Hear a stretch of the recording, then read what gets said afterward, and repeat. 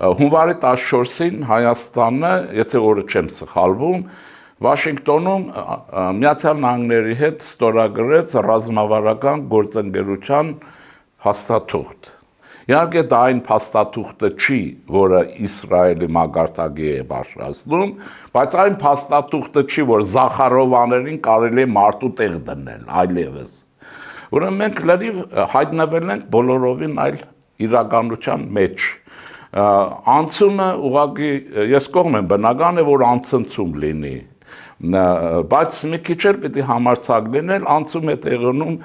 կոորդինատների մի համակարգից, որը կոորդինատեր չէ, ռուսական ստրկությունն է, ինչը մենք տեսանք Արցախի հարցով, ինչ արեց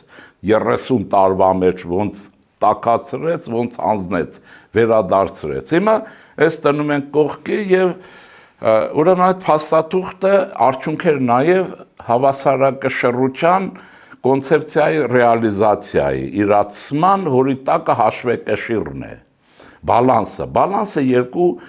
ընկալում ունի, կա հաշվեկշիռ սուբյեկտների միջև, դրանց դրական կամ բացասական փոփոխությունները բերում են նոր հավասարակշռության։